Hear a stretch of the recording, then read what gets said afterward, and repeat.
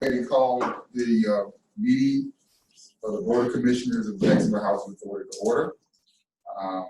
Chalkley is chair, and right now we'd like to entertain any public comments. Do we have public comments? Do we have any correspondence, or do we have people on the Zoom call or Ring Central call that are ready to make public comments? Ms. Sims? She's talking, but we can't hear her. Yeah, we can't hear. You're on mute.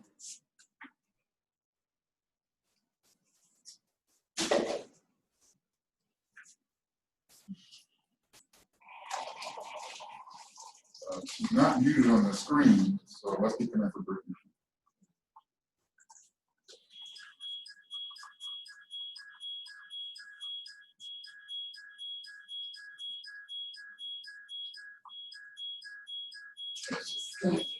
We still can't hear you, Ms. Sims.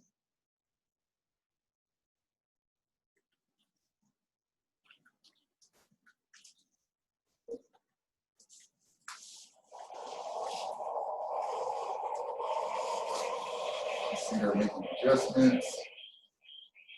Looks like you're gonna come this way. Okay, she's coming to us.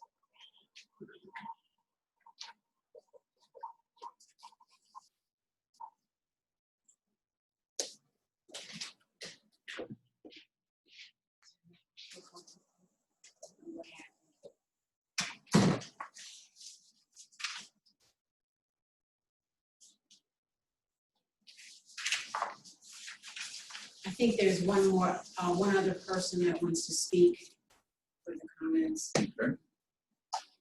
Okay, good afternoon, board members. This is from Sarah Wilson Craft, Centennial Townhouse West.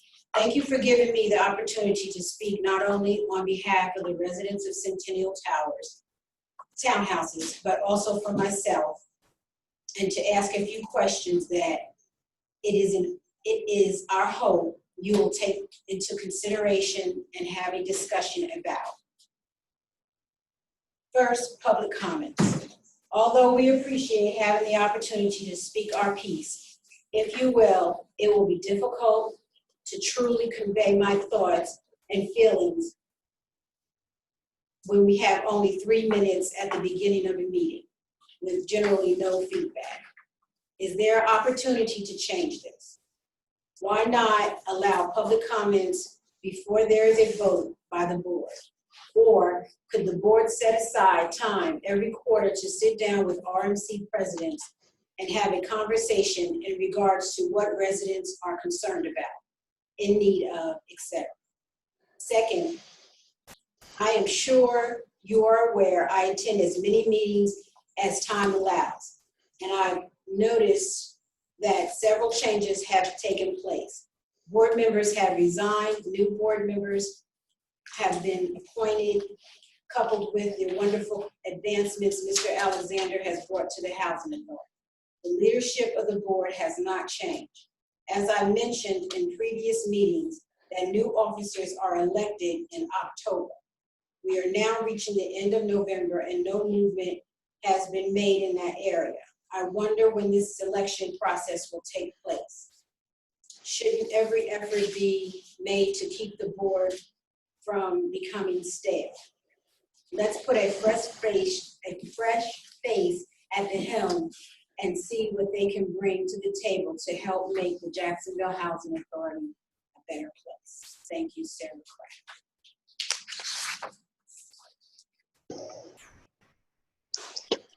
Okay, and we thank you, Ms. Sims. And I think we have one, she said, on screen, online.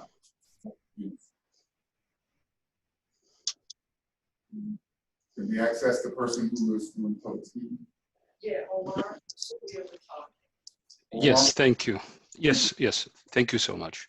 Thank you. Mr. Chairman, ladies and gentlemen, thank you so much for giving me the opportunity to use this mic to raise my voice for the commissioners of Jacksonville Housing Authority. I had an issue. It's regarding for the public interest, and I've been facing this issue like almost 1 year. But recently, it's escalated in a point. I try to share this and be as a partner to fix this issue. I started with the management office. I'm sorry, I'm not introduced myself. I'm a resident of one of public housing unit in Southwind Villas. I am a father of 4 children, and I'm a single father, and this is what the circumstances now make me get the benefit of the appreciate Jacksonville Housing Authority. This issue I started with the office manager, but unfortunately I faced trying to mute my voice, and also it's escalated to be retaliation. Then I go to the Mr. CEO. I met him in the office and I show him my concern about the public interest issue. I have it, and unfortunately, I had a good host. Thank you so much, but the issue itself, it is not reach the point. From my point of view, it has to be reached. The issue is, I'm sorry to say that, but it is a systemic corruption, and this corruption is seized the public interest all over Jacksonville Housing Authority for some persons. I have the evidence what I'm speaking about. It's about hundreds of thousands of dollars for the Southwind Villas only. I don't know about the other esteemed public housing organization. I am willing to cooperate to share any investigations open for that, to give my evidence, witnesses for this. And I'm sure there is a lot of public housing employee. They are honest. They are willing to share, but maybe the policy of silent people, it's not gonna work. But I appreciate the time. My mic is here. And I am very happy for that. Thank you so much, and this is what I want to share it. I appreciate that. Thank you. Can you state your name for the record, please? I know someone said it was Omar. Yes, my name is Omar Achiet. Can you spell that? Can you spell your last name for us? It is A as Alpha, T as Tango, I as India, A as Alpha, T as Tango. Okay, thank you very much. Thank you so much. I appreciate that. Commissioner Phillips. Well, obviously, a comment like that, Mr. Chair, is of concern to myself as one member of the board. And I just want to know, do we have any information? He said, I think that he met with you, Mr. Alexander, on what these allegations are. Yes, he had some concerns with the bathtub being done in the unit, that it wasn't done correctly. We opted to take the path of replacing this bathtub door, which will happen sometime this week. But he had a couple of small issues that we are addressing. So he did have a grievance. He came to meet with me. I strongly suggest that he file a grievance. He filed a grievance, and the outcome wasn't as he expected. And I told him after that outcome, he should have got back to my office. Well, as one board member, I'd like to see what that grievance is, because he suggested that there was hundreds of thousands, I believe I heard him say. Is that what, Yes. did I mishear? Yes. Yeah, a bathtub doesn't cost $100, hundreds of thousands of dollars. So I don't know if we can refer this to a committee or what the process is, but I'd like to just know a little bit more about it. I don't like to hear something like that publicly without some action being taken. Thank you, Commissioner Phillips. I would consider this to be, at this point, an administrative issue, and we would ask Mr. Alexander to, at minimum, report back through the Asset Management Committee to address this and see if it makes its way back to the full board. Thank you. Any other public comments? None being heard or seen. All right, we'll move on to the next portion of our agenda, which is approval of the minutes. You should have received your minutes via email and had an opportunity to review those minutes. So the chair will at this point entertain a motion for acceptance. I move that we approve the minutes of the October 19th, 2020 board meeting. October 19th. Yeah, second for Ms. Brock, thank you very much. Any discussion on readiness? Now being heard, so I'll signify your approval by saying aye. Aye. Any opposed? Aye. Who's that? Oh, okay, sorry. Sorry, I tried to stay on mute, but I needed to say that. That's okay. Thank you. I didn't know she was there. I I just didn't know thought somebody was. she was there. Welcome. Welcome. I've Okay. been here the whole time. Thank you. Thank you. All right, so we appreciate that. So by your action, you've approved the minutes for the October 19, 2020 meeting. Next on the agenda are chairman's comments. Again, I try to be brief so we can move along during our meeting. But the one thing that I'm concerned about at this point is right now the once again rise of COVID-19 in our community. I must admit, I'm a little bit concerned, or more than a little bit concerned about our in-person meetings at this point. I did speak briefly with Ms. Hodges regarding any guidance that we have at this point that is coming down from the state level. We are still supposed to conduct our meetings in person at this point because the waiver had been lifted. But I would hope that our expectation is while we're in these conditions that we have an alternative, again, once again, a safer alternative to conduct our meetings, because we're in a situation where we don't know how, or like the best way to approach this is basically safely social distancing ourselves from each other. Ms. Hodges, do you have anything you want to add from any update from the state at this point? We know that City Council was struggling with this as well. Right, through the chair, good afternoon, board. So our office, along with Carla Miller's office, Carla Miller is the ethics director of the City of Jacksonville for the new board members. But we issued guidance that I shared with Dwayne with respect to our boards and commissions. So the chair is correct. The governor did lift the order that would have enabled us to have meetings entirely through communications media technology. So without that waiver from the governor in place, you're required to at least have a quorum that's physically present. You can have meetings that are called informal workshops. You can do informal workshops where you're not taking any sort of committee action. You can have those meetings entirely through communications media technology like your Ring Central. But you would need to make sure that there are computers, actual physical computers available for the public to be able to access for those types of informal committee workshops.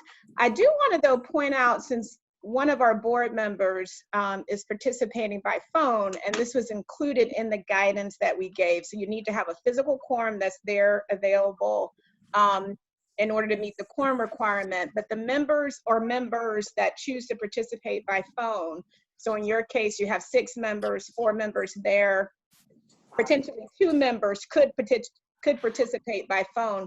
Those members, pursuant to prior AG opinion guidance, would need to be participating by phone due to extraordinary circumstances as deemed appropriate by the board. As a part of our memo, we certainly cited COVID-19 concerns or other concerns. Business trips, for example, could be another reason. But I just want to make sure that by general consensus, and chair, you can do this as the chair because I can't do this from a Robert Rules perspective, to make sure that the board doesn't object to the 1 member participating by phone due to her not being able to be there in person because of extraordinary circumstances. We need to get that confirmation from the board because the board is the one that makes that determination. Well, thanks for that, Ms. Hodges. Ms. McGowan. I have a question on that. My understanding was that, well, does that require a board vote, or is that at the discretion of the chair? Because I'd always viewed that as a discretion of the chair, whether they were going to allow somebody to phone in if they weren't here, but. Yeah, so I think, John, in your current bylaws that we've actually drafted it that way to streamline the approach so that the board isn't having to take a motion, but any sort of action would need to be taken by the board. But I think in this case, that action can be done by general consensus. So in other words, if the chair says, board, are we okay with Ms. Annabelle participating by phone? If there's no objection, then by general consensus, the board would have approved, the one member participating. And just to be clear, the guidance that we gave, and I'm happy to circulate it to the board members. Like I said, I gave it to Dwayne as your CEO, but I'm happy to share that with the board and answer any questions. But it's based on prior AGO opinions, attorney general opinions. And these are opinions that date back into the late 80s, early 90s. So it's very solid, secondary, as John McGowan knows, who's going through law school right now. We give deference to the AG. It's not that the AG opinions are binding, like legal cases that a court issues of jurisdiction, but we do give deference. We've been in communications with other counties in Florida, other 66 counties, and everybody's continuing to give the same deference that we've always given to the AGO. And so that's why we respect the opinion, and the most recent opinion on this very question of boards being able to participate via communications media technology in the middle of a pandemic was given by Ashley Moody, our current AGO, in March of this year. And her opinion confirmed that we need to have a physical physical quorum of the board present, and any members that are participating via communications media technology would need to have that extraordinary circumstance as determined by the board. If I may, Go ahead. if I may, I just wanted to let everyone know that I had planned to be there today, but on Thursday, my office where I work was closed because there were cases of COVID and a couple of individuals that are pretty pervasive to our organization, and we were all in touch with and in contact with. And even though we had all been tested the week before and I was negative, I was exposed to those individuals. So I've self-quarantined myself. I have a test scheduled for tomorrow. And I just wanted to let everyone know that in an abundance of caution, even though I don't have a fever, I did not want to be present. I'm working from home today just to accommodate my work arrangement as well. But I did plan to be there in person. So I do think it's a COVID-related circumstance. Thank you, Commissioner. Is that helpful? Yeah, of course. Thank you for that. And again, your circumstances are exactly what my concern is. We need to be in a position where we can be nimble enough to continue to conduct the business of the organization, yet not put anyone in a position of risk, unreasonable risk for spread. So we appreciate you voicing why you're not here. Probably wasn't necessary, but we appreciate it anyway. But it speaks to my concern regarding these meetings, and we hope that we'll get some additional guidance sooner rather than later that will allow us to, under these circumstances, and hopefully, we can get things back as close to back to normal as possible sooner rather than later. But under these circumstances where we're seeing like another wave of rise of cases, we don't want to put not only our staff, but our commissioners in harm's way, and at least raise the risk for the spread as well. So that is my concern. We'll be waiting patiently for guidance on that, hopefully some more proactive guidance that'll help us to mitigate any opportunity to spread. Commissioner Phillips. Thank you, Mr. Chair. As I understand, and based on, thank you, Attorney Hodges, for your input on that. As I understand it, it's from the state level that some of this guidance is coming down about the waiver or no waiver and that kind of thing. Is that something that you have or could have conversation with the mayor's office, and maybe they could ask for an extension of this waiver so that we were able to have productive meetings using the electronics in the past. And absent of that, I too am concerned. We are in a confined space here. And though some of our staff and our attorneys are on Ring Central, we have staff in the office here in the room with us.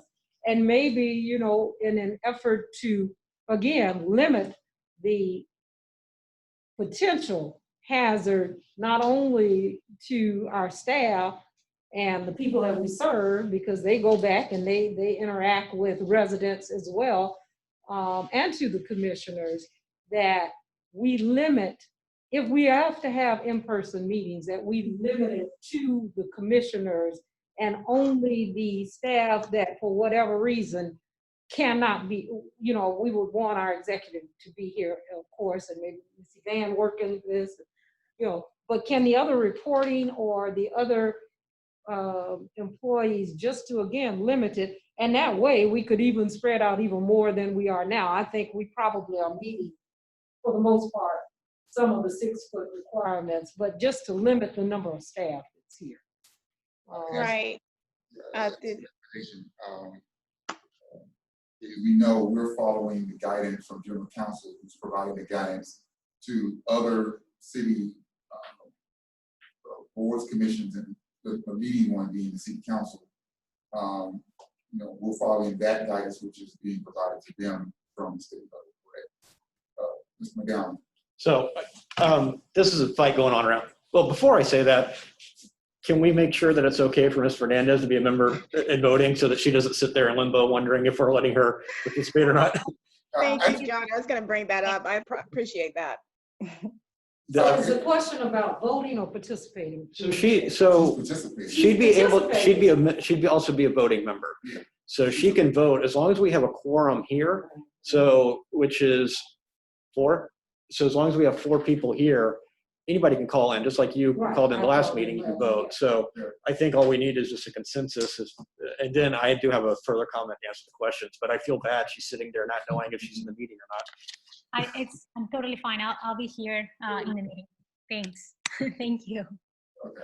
Do we need to do that in the form of a motion? Because I think we have consensus from the board. I don't think anyone objects. Right. Right. So through the chair, you certainly can do it in the form of a motion, but what I was recommending is that you do that by general consensus, which is just you as the chair announcing that the board is approving the participation of Annabelle. If there's no objections, then her approving, her participating and being able to fully participate and vote has been approved by the board. So that's how you technically do that. By general consensus. You just need to announce that as chair and give people the option to object to that. So noted. So as chair, I just through general consensus say that it is okay and approve that Commissioner Fernandez is allowed to take active participation through voting as well, although she is joining us during this meeting remotely. Any objections? No. Okay. Thank you, Mr. McGowan. Okay, so on this issue, it's a statewide issue. South Florida is pushing very hard on their state governments, with their local governments, but it would require an executive order from DeSantis. He's the only one that can do this because under the emergency, and he's not giving any signals he wants to. I don't think there's anything we can do as a board. We're just gonna have to follow the leader of what has come down statewide. What we're hearing is pretty standard, but I can tell you there is a fight going on about this, and it is and it's coming out of South Florida right now because they're obviously more of a, well, I don't know, I'm not watching the numbers anymore, but they were traditionally more of a hotbed than us. So numbers seem to be spiking all over. That's my concern. I muted all of this on Twitter, so I have no clue. Makes life a lot happier. So we'll continue to watch, and I think I would hate to, the city council took drastic action. Somebody considered drastic, canceled the actual city council, which, we don't want to go that far. We want to put ourselves in a position where we can continue to conduct the business of the organization, the agency. And so With that, I'll close the chairman's Ms. Hodges? Yeah, I did just want to, quickly to answer Ms. Phillips' question, put this on the record. So, you have staff that attend your meetings. These are employees of the agency. So there is an employer-employee relationship where you dictate as to whether or not your staff is needed to be at your meetings. And if they can be at your meetings, pursuant to Ring Central, the communications media technology, certainly you can invoke that. But I do want to point out, and we've had this discussion in the past, that even staff has a right to attend public meetings within reasonable policies that the employer sets. If staff is going to be attending as a regular public attendee, member of the public, then they would need to fill out any sort of leave slips and things of that nature. So again, you can control your staff to some extent, being the employer. As far as the public is concerned, your meeting notices have changed. The public has the option. They have a right to be present in your meeting. So if you had a member of the public walk into your meeting right now, you would not be able to deny them. So the public has a right to attend.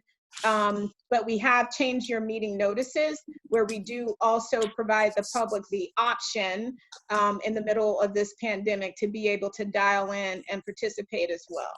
So I just wanted to, sort of answer the member's question and put that on. Thank you, Ms. Hodges. Thank you, Mr. Chair. With that, that will end my comments, and we'll move on to the next agenda item, which is the Saxon Gilmore Creek update. Mr. Alexander. Yes, sir. Thank you, Commissioner. Just to give the board members, bring them up to date, I do have Kevin Kinney on the line, but to get back into that whole Hogan Creek deal, as you all know, we've been talking about this for several weeks, and I've talked to most of you all, if not all of you individually, about this deal. Back in 2016, we originally signed a development agreement with Gardner Capital, where they actually get 70% and we get 30%, which their development fee is a total of $1 million up front, and the deferred fee was about $19 million, $1.9 million on the back end. Well, we have been trying to get to closing of this whole entire deal, which we was looking to try to close this deal at December 31st. But as we got closer to trying to close the deal, things have changed, where the authority has to take on a more exclusive role based on our lender wanting us to take on this role because they had some concerns. And then their concerns, we've been going back and forth trying to come to some agreement with the developer, which we came to a basic agreement which splits the deal 80-20 in our favor. So when you do the numbers on this, this basically comes out to about a little bit more than the developer getting about $580,000 and the housing authority getting a little bit more than $2.4 million. Well, in the process of going through this, that date of closing at December the 31st wasn't really realistic. So we had to get some extensions. We reached out to the FHFC. We had to reach out to HUD. We had a conversation today with HUD. We had a conversation today with FHFC. And one of the things is we're asking for an extension, because if we do not utilize these tax credits by the end of this year, then we will lose the tax credits. So we're asking for an extension, but we have to file a legal petition tomorrow. We send it to FHFC so they can look at the draft. Part of us sending this petition will be that it will allow us to swap the 2020 tax credits for the 2021 tax credits, which will be able to extend us beyond the end of this year. And one of the conditions of it is that if we swap out these tax credits, then we will not be able to apply for any competitive funding for 1 year, which is pretty logical and reasonable, considering that this construction job is going to take about a year. And if we do not close, we miss the extension, then we probably end up on the list not being able to do anything for 2 years. So we did have the meeting with FHFC, FC today, and we'll supply that information tomorrow. We have until Wednesday at 2 o'clock to get all the information in. They'll review it, give it back to us. We'll submit it back to them so that we can, so they can have it by the deadline, and they will make a staff recommendation because they have that information extended. The lender is talking aggressively that the closing date may be a possible January the 15th. We think that's possible, but everything has to line up for that to happen, including a special board meeting. I just want to go on the record and mention that we're going to have a special board meeting as well. But we're looking more realistic of having a closing date sometime in February, even though we're asking for extension to March.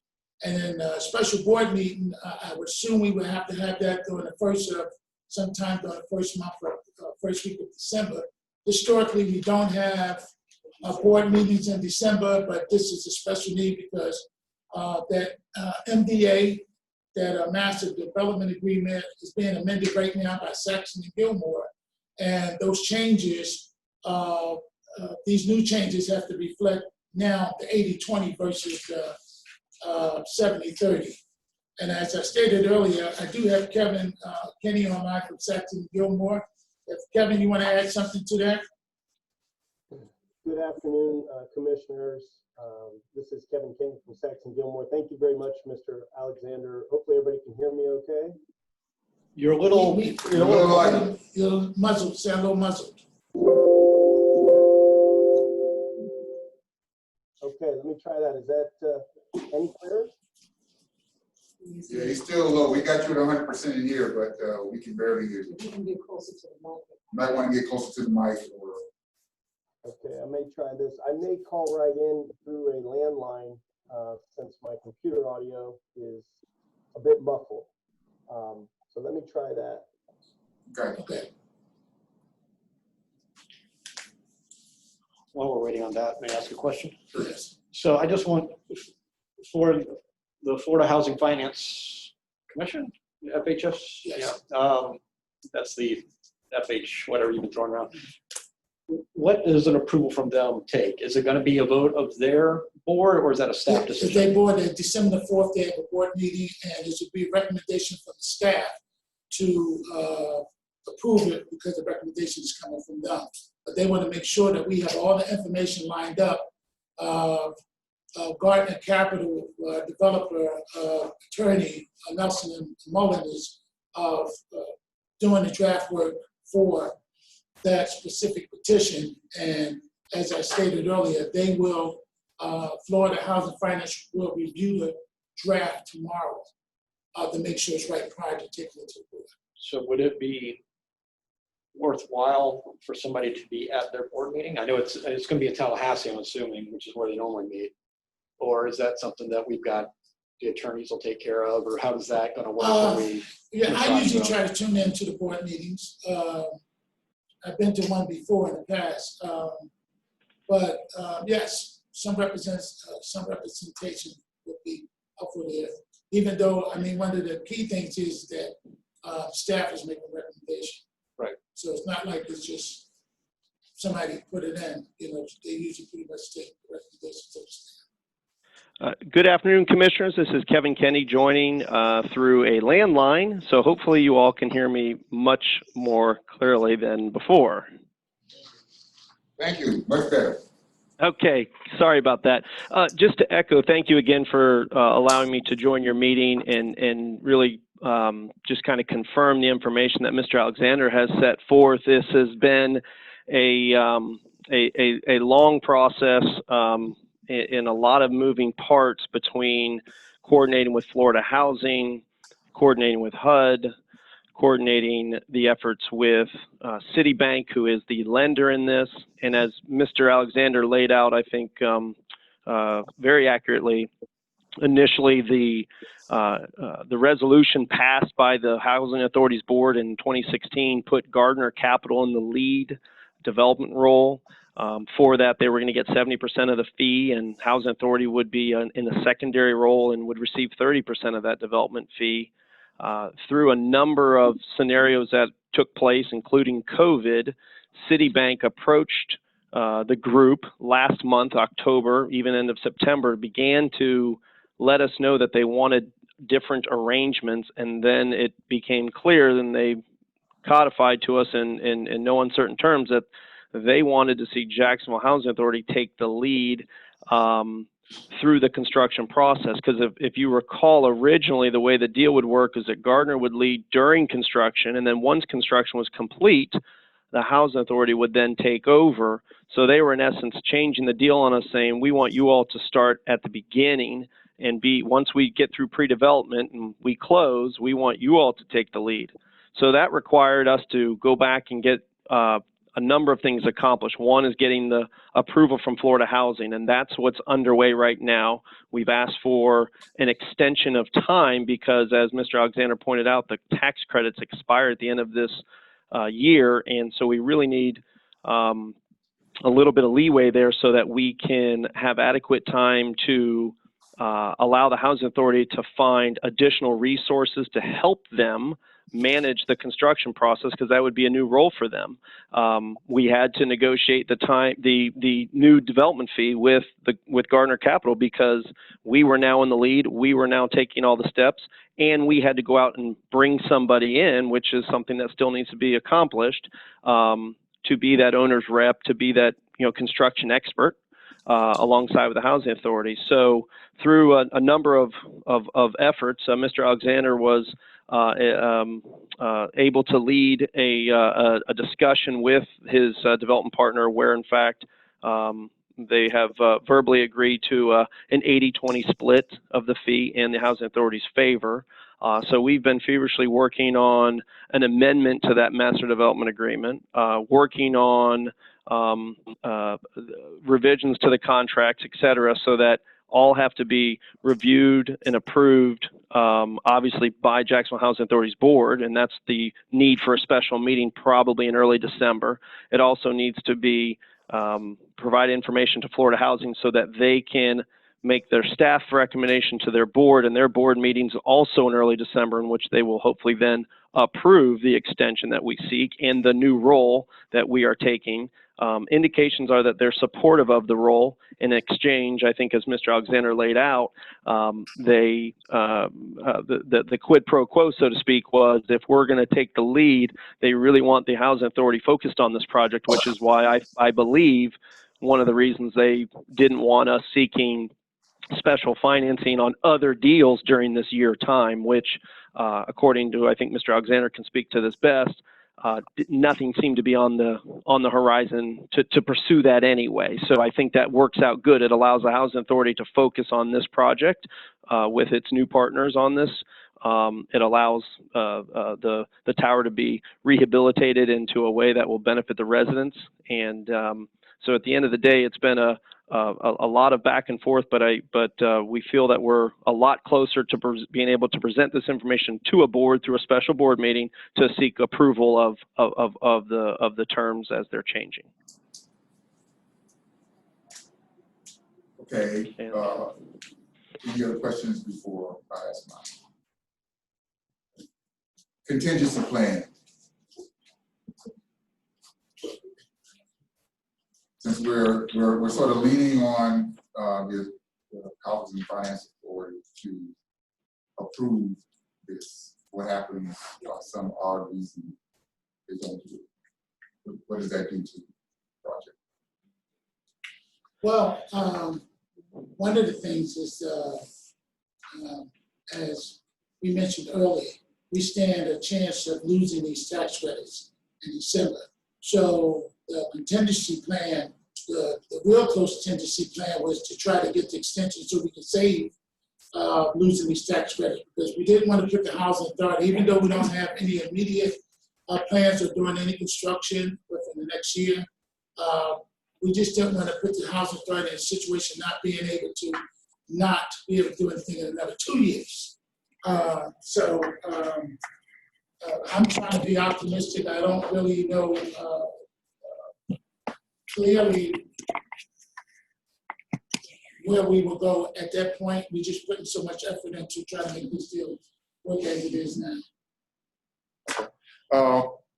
I'm only asking because I think, because I think what we probably need to know what we should be prepared to do as a board, you know, if we come to that point, just so we wouldn't have to scramble at some point early December or what have you, right after the meeting is over. We need to know what should we be prepared to do as a board, if anything, to preserve the housing credits, tax credits. Well, that's only two options. The only two options that we don't do, which we asking for the extension, we would try to make that December 31st. If we can't make that December 31st, which is why we asking for the extension, then we lose it. And if we do agree to, if the housing finance do allow us to extend, the caveat is that we won't apply for any competitive funds for a whole year. So it's 2 years versus 1 year, and we at this point would rather take the 1 year and not lose the credits altogether, because we're talking about anywhere between $14 to $15 million worth of construction. This building is obsolete. It's 1974, so the building is more than almost 50 years, and the systems in there are antiquated. So it is important that we get this construction done. Yeah. Okay. All right. Add some life to the problem. All right. So it almost feels like an all or nothing based upon Yes. this. Okay. Thank you. All right. Any other questions? All right. Thank you, Mr. Alexander. All right. We'll move beyond that. No action needed for that, correct?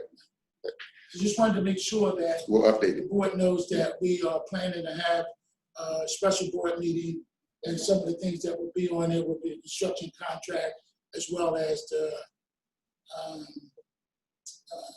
Amendment to the MDA, Mr. Alexander, I'm sorry for interrupting there. yes, sir. Yes, sir. I just mentioned. And whatever else I decide to add. Yes. Fair comment. Chair, I believe I heard Mr. Alexander said that they're having a board meeting on December 4th, which means that we would meet before that. So do we want to? I think we'd be after that. Yes, we want, I said possibly the first week of December. So we would meet after Yes. the 4th to determine what, okay. Yeah, once they approve, then we'd have to amend. Okay. Yeah, so we would do that, you know, pretty much shortly, right, almost immediately right after. Enough time to notice the meeting, of course. Yeah, but I was thinking, do we want to potentially hold a date now in anticipation of that action so that we will be ready to notice it in a timely manner and to make that happen? It's 2 weeks away, you might as well. Yeah. So if you can get your staff to. Okay, so we'll come up with some tentative dates that during that week or the following week, as soon as possible. Okay. Yes. Thank Through the chair. Yes. This question, Lasika, is more for Kevin Kinney. I just want to make sure, since Florida Housing Finance Corporation is having a meeting tomorrow, are you certain they don't need any affirmative board action, since the board is modifying a term of the deal by asking for an extension, that you don't need formal action? Just want to make sure. Speak now, forever hold your peace. Thank you, Ms. Hodges, for asking. This will be a staff report that we'll be making to staff, and then they're going to make their recommendation on it. So whether we having Jacksonville Housing Authority's board approval of the change that we seek, obviously will need to ultimately be accomplished, but it wouldn't be necessary for tomorrow's update that they will then provide to their board. Got it. Thank you. Any additional questions? Thank you very much. Thank you very much, Mr. Alexander. We'll move on to next agenda item, which is the asset management. Yes. report. Thank you, Commissioner. The asset management report, we did have asset management meeting. It went very well. We had good participation from the commissioners, and I gave you all a copy of the book. If you had any questions, you can ask a question. But otherwise than that, the whole entire book on asset management. Any questions from the report? No action needed from the committee. And we'll move on to cost and admin. Mr. Lord. Good afternoon, commissioners. On Thursday, the Cost and Admin Committee met and we reviewed the October financials for the Jacksonville Housing Authority. And October is the fourth month, which is the first month of our fiscal year. And we've spent no money. And we spent a little bit of money. So let's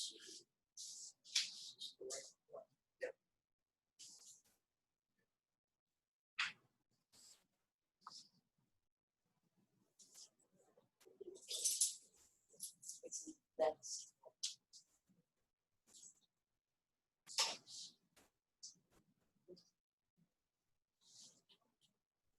No.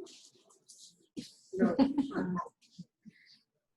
gonna kill everybody.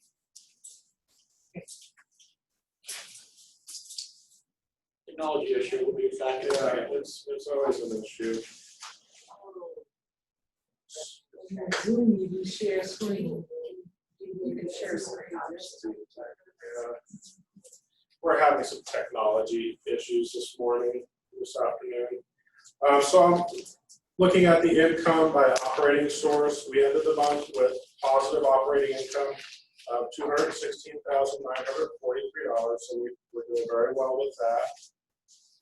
For our central office cost center, we're at 7% of our income. We should have 8% now. We have some capital fund management fees that are budgeted, and we're still working on recording that. These are kind of preliminary financials for the month of October. For our central office, our expenses are at 11%. It's a little higher than usual. We had 3 payrolls in October, so it's just a little bit higher due to that. For our public housing programs, we're doing outstanding. We're at 10% on our income, which is 2% favorable, so that's very good. And for our expenses, we're at 9%. Again, there's 3 payrolls in the month, so it's a little higher than anticipated. For our Section 8 program, we're right on budget for our income, right at 8%. So we're doing very well there.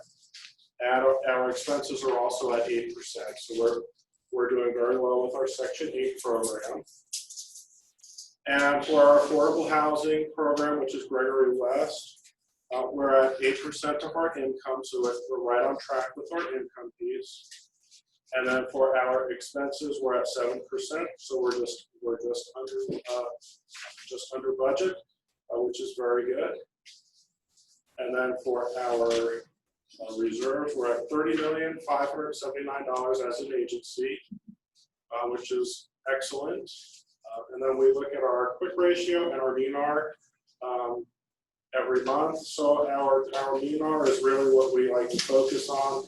That's the number of months we could operate if HUD was to stop funding us, and we're at 11.7, which means we could almost operate for a full year without any additional help. Any questions about financials? I mean, we're 1 month in, so Yes. yes. We're gonna give you a chance to get warmed up first. Yes, absolutely. Thank you. Any questions on the financial report? Early pickings. Okay, thank you very much. Next, we'll have a presentation of our resolutions, Mr. Alexander. Yes, sir. Good afternoon again, commissioners. This resolution, JHA 36, is to approve the disposition of surplus appliances from the RAD Jax Beach demolition properties. As you all know, that we had 67 units down there. We now have 127 of brand new retired units. So we have all the appliances from these previous 67 units. The ones that we could be able to utilize and use throughout our agency, we utilize them. And the ones that we don't have any use for, we put them out for govsdeal.com, which is a government site where it's fairgrounds for everyone to be able to go out and reach and bid on these properties or the appliances. And we're asking the board to approve the sale of these or the disposition of these appliances. Get a motion to approve resolution 2020 JHA 36. So we can sell off some stuff.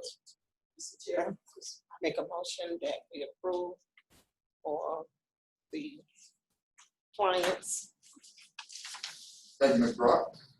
I'll second resolution number 2020 JJ 36. Thank you very much, Ms. Commissioner Phillips. Any readiness or additional questions? Signify your support by saying aye. Aye. Aye. All right. That sounds like everybody. Any nays? Didn't hear any. Thank you very much. Appreciate it. Mr. Alexander, 37. Yes, thank you. Resolution number 2020 JJ 37 approve the Jacksonville Authority's dental insurance rates. These was the new rates, was ratified by the union, and we bring it in front of the board for approval.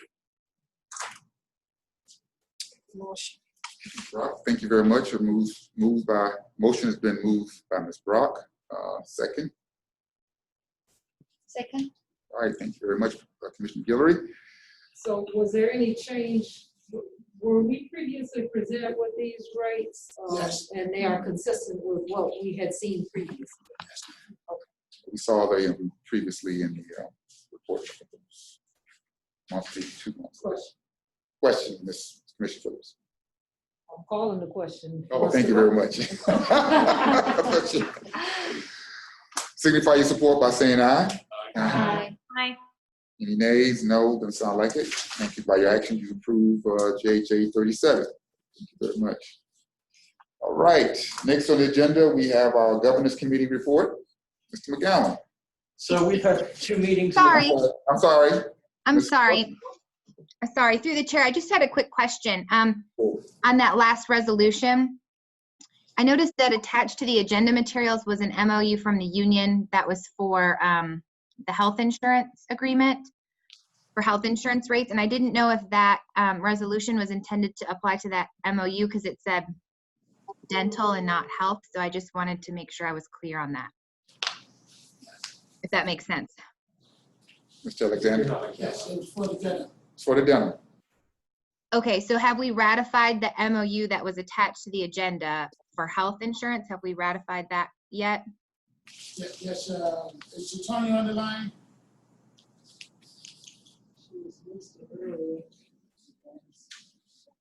I spoke with Ms. Mans this morning and she did not think it had been ratified yet. So I just wanted to check and let her know. She was asking. If it's not on the agenda, we'll be able to take action. We'll be able to take action. I thought that we covered this though. I thought that we covered this because it looks familiar. Is that a board thing or is it a staff thing? Because I think we took action on this a couple of months ago. We have to look at the minutes. Did you speak to that, Ms. Hart? Yes, so only the dental rates was what changed for this year. So that's what we were ratifying right now. I wasn't sure about the health insurance. Ms. Mann never said anything about the health insurance. She just told me to make sure that the dental, because that's the change for this year. Everything else remained the same. Nothing else changed. Right. My understanding is that we have to ratify the MOU. We don't have to ratify the specific change, but the MOU is what needs to be ratified from a bargaining perspective. And so I'm looking at the MOU now and I'm just trying to make sure, but I think it references health insurance in general. So I can take this back to Ms. Mans and see if the resolution is sufficient or if we need to do something else. But when I spoke with her this morning, at least the impression I got was that it was the MOU itself that needed to be ratified. So I apologize, Mr. Chair. I'll mute myself and I can just give Ms. Mans a call right now and just see if there's anything else we need to do. Thank you for that, because I think the way we were understanding it as a board was that this action would be approving the MOU for the change that were occurring. Correct? I mean, that was my understanding as a board. Understanding too. So, But that's not what the resolution says, Right. Mr. Chair, and that was why my question to Ms. Hodges or Ms. Cook is, given that it doesn't say approval of the MOU, and we would be adding that to the agenda, are we able to take action today? Right, so through the chair, you can certainly take action and add things to the agenda that haven't been published. However, you would need to open the floor up to public comment, and someone, in the previous meetings when we were doing our meetings entirely through Wing Central, the documents are online so the public could see them. Maybe someone could just summarize, maybe that's Ariel Cook or Dwayne, sort of a summary of what's in the MOU so that the public kind of knows what they need to comment on if there's public that want to make a comment. so I tell you what, we'll wait to hear from Ms. Cook on her guidance, and then if we need to come back and address the MOU, we will do so. Okay. While we take Mr. McGowan's report. Sorry, I was reading the original resolution to figure out that language in there. So we've met twice since the last board meeting. As you'll know, we've been working on the employee policies for a year now, and then COVID hit, so there was a delay. We almost thought we were going to be able to present it today. That's how close we are. But there were a couple fine-tuning issues that we needed to just hammer out. Basically, it's gone. We reformatted it. There used to be a list of policies, and there was this employee handbook, and we've converted it into this one 120-page document that covers all the policies. It updates everything. Some of these policies were from 1985. So it is basically a complete rewrite of it. There's a couple issues that we did a line by line in our last meeting of it. So there's a couple issues that we're going to tweak a little bit, hammer out, and then when we bring it to the board, we'll be able to bring it as a full document, and it will highlight any changes, because a lot of this stuff has already been ratified by the board previously, but some of the stuff is new. So what we don't want to do, we're not going to sneak something in there. We want to make sure that it is brought up here in the board and a process that you know. So I think we'll have it done by the January board meeting. We'll have it done by the January board meeting, because it's literally just some putting numbers in a certain way and some tweaking. The other thing is the bylaws. We did put that on the back burner to finish the policies, but the bylaws are done. We can kick those up. Some of the key changes, and it's really almost the same document we started with, but with the policies, we focused on that. Key changes are going to be the election of officers. Our current bylaws are based off of the original format of the Housing Authority, which the mayor appointed the chair. We did our election of officers, I think it was a year ago in November. Problem is we don't have a set election of officers currently. So it would require, calling it, or some members calling an election of officers. I think the standard format is you do it annually. So we put in there to run them October to October. That's going to be one of the significant changes, so that every October we have a new election of officers. The other thing, there's some minor tweaks that come into updating it to make sure that we're in compliance with sunshine law, public records, and we're giving the right notices, that sort of stuff. But there will be, once these two documents come forward, there is a third document that needs to be created, because we like creating documents that this agency should have before. There is no board policy manual. And so what that'll do is bring in the second layer.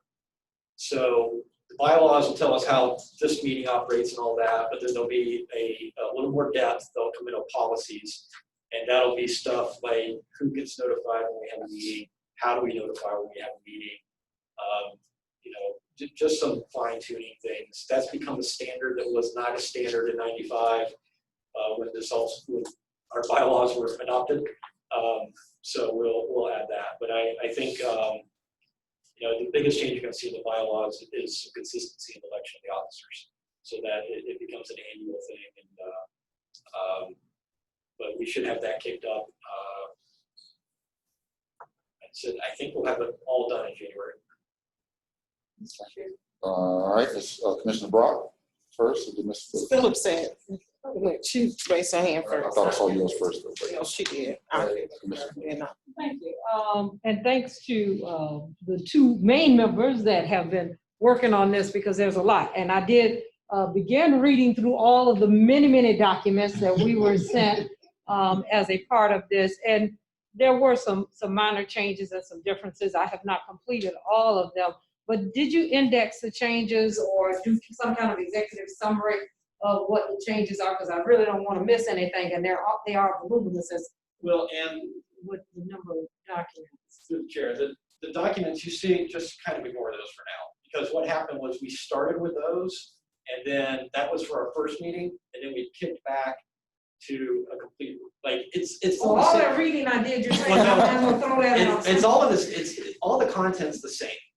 That's the thing. So nothing you've read's not in there, but we've changed the format so it's easier to read. Because what you saw, Mr. Alexander wanted to show us, here's the old policies, here's the new policies.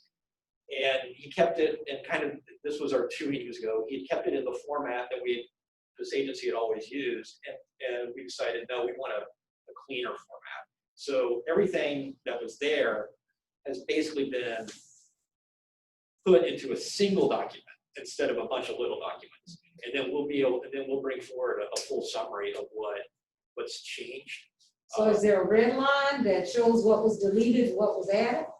Mr. Alexander, I'm sure can provide that. Yes. Originally, when we started out, we'll make sure that you be able to identify most of all of the policies has changed, because half of them is antiquated.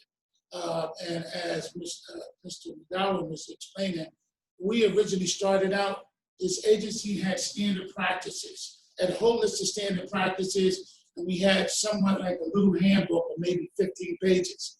And when we started doing the documents, we originally started out, when we had the OIG issue, we started out with the whistleblower policy, the harassment policy.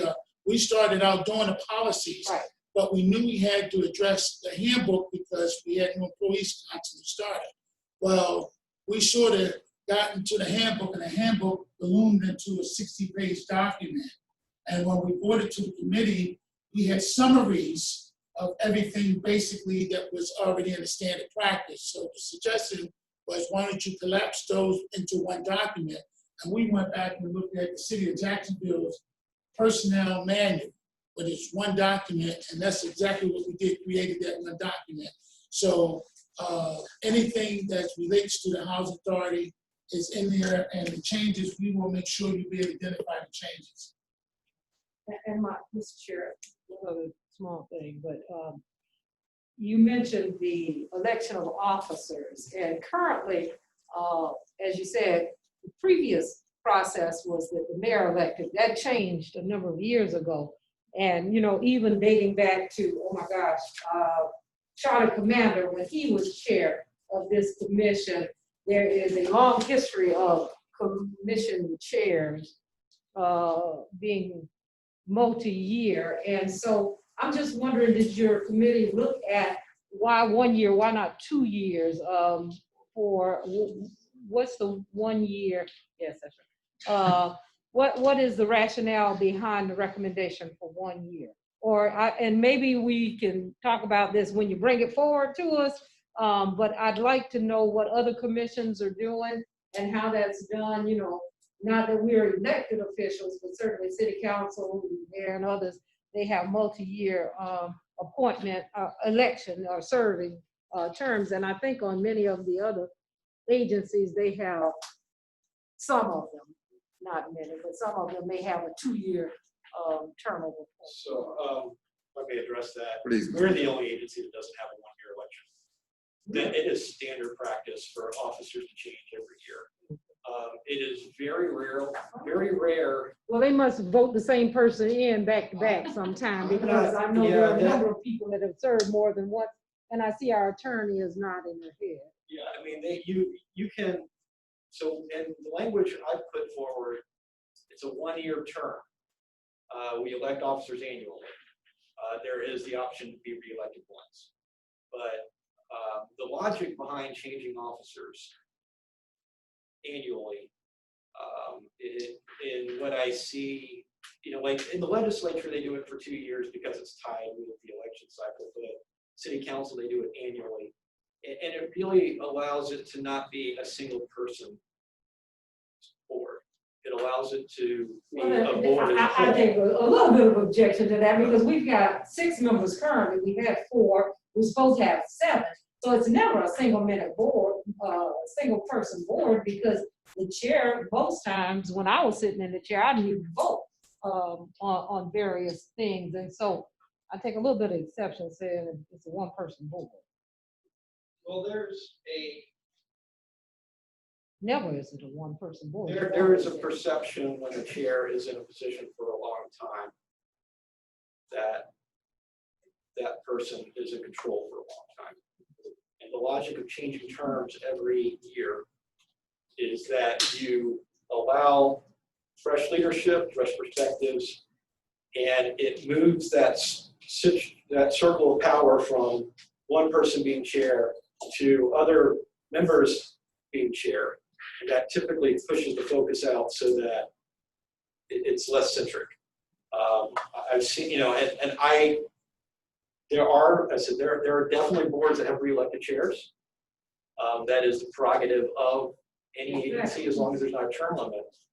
But having the elections annually is the standard practice in every agency I've seen. Well, it sounds like this is great fodder for some additional robust conversation in committee. I want to allow Ms. Brock to make her comments, and we're going to, because I don't want to get bogged down in something that's supposed to be discussed in the committee, and especially since Mr. McGowan's done such a great job of putting all this together, and there's still room for his final presentation. Ms. Brock. Well, Mr. Chair, just as Mr. Jonathan was saying, Commissioner was saying that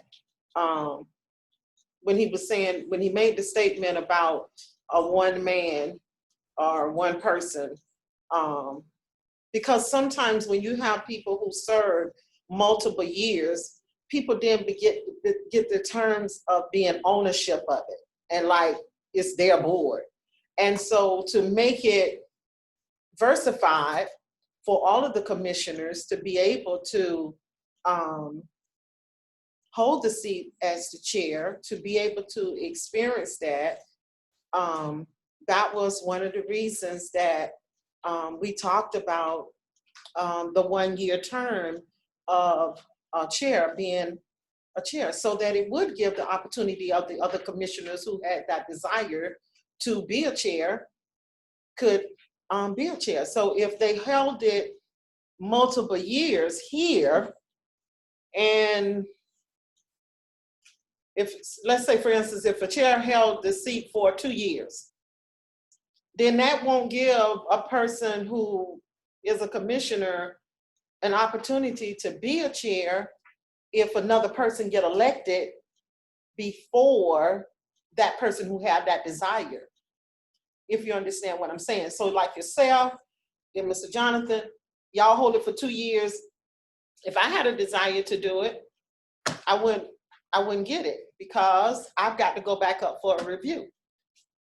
You see what I'm saying? So, yeah, so that's why we were saying that, that's why we were talking about it, and we were saying that we should be on target with selecting officers like we're supposed to, so that, and that's one of the things that we wanted to get away from too, because so many times there was stuff that had not been done right, had not been done on time, and we really trying to get back on track with doing things accordingly, because we do have people watching us. We do have communities watching us.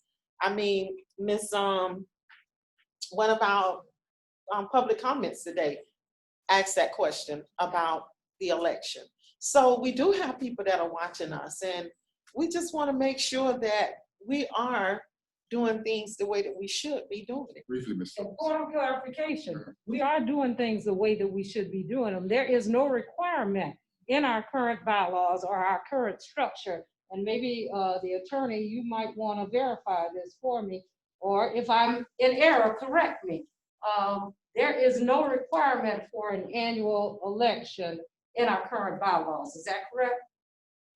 Right, there's, through the chair, there's just a requirement that the board elect its officers, and as John mentioned, the bylaws just need to be updated to be in sync with the ordinance code. So, you know, this discussion that you're having, as the chair said, however you guys want to do it, I could give you an example to support every last one of your points as far as how it's done. And I'm happy to bring those to John's next meeting. So this is what you guys get to decide as to how you govern yourselves and how you want to elect your officers. But my point was that I don't want anyone to leave here, whether it's the person who made the comment or my fellow commissioner or anyone else, thinking that something was not done correctly, because that's not true. I would say, and then we're going to end it here, because I appreciate Mr. McGowan's report. I think nice and thorough, and the work has been tremendous again. I can definitely see how the advantages to both, you know, rotation and diversity is certainly important. Fresh ideas, fresh thought. At the same time, continuity is important as well. So someone may, you know, you may have, the board may elect to re-elect someone because they felt like they didn't finish or what they started, or they were involved in certain things during their term that they needed to, you know, they wanted to see through. So I can certainly see the benefit of both. And so I'm looking forward to whatever robust conversations you all have in committee and bringing them back to the full board so we can take action on at a later date. That's the only. Are we? So there is a process now to elect officers. There is not a process that is mandated on time frame. Yes, that's it. You know, the chair would traditionally call a vote annual, or, you know, in a traditional situation, the chair would call a vote. A member can issue a motion to call the vote for elections officers too at the board meeting. And we had that discussion with the general counsel at our last meeting over, you know, what's the process until the bylaws are accepted. And, you know, under new business, a motion can be made to hold an election for new officers. That is something that can happen. It is problematic that we don't have this process in place. I feel like that is a not to cut you off, Mr. McGowan, but my preference would be that we move forward with a new process upon approval, when we let that be the beginning of the new process. That would be my preference. Now, like you mentioned, anyone could, you know, make a suggestion or make a motion or whatever. My preference would be to start anew under approved guidance that's been approved through your committee and through the board. Ms. Brock, and then we're gonna move on, I promise. Okay. Again, Mr. Chair, Commissioner Jonathan, again, we had this discussion. So I want to make a motion that we elect officers. And we were advised by general counsel, if we made a motion, that the chair would have to open it up for public comments, but the motion could be made. And I'm making a motion today to select new officers. I'll second that. Motion properly moved in second. Any discussion? I think that what you had said earlier is more consistent. If we are going to have a policy put in place with our new bylaws, that we would hold, I would suggest we would hold any election until after that is put in place, and maybe have election consistent with the beginning of our new fiscal year, which would be October the 1st of 2021. So I, for one board member, would not be in favor of doing that at this point until we have the new policy in place. Because they have worked so hard to put a policy in place. Let's see what the policy says and then go for it. Any other discussion? Yes, I think we supposed to have a new chair when we end our fiscal year. Our fiscal year ended in September and we started in October. And we were supposed to have a chair really in October of this year, 2020. Based on what? Based on our bylaws. Mr. Chair, based on what? We don't, Ms. Hodges just told us that we don't, that the date certain is not in the bylaws. What we're working through now, and what I hear from your report, is that you're putting in guidance for us to approve, so that would be rectified, clarified. Is that correct, Mr. McGowan? Correct, and the October 1st timeline is, that is what every other housing authority does. You pair it up with the fiscal year. The fiscal year.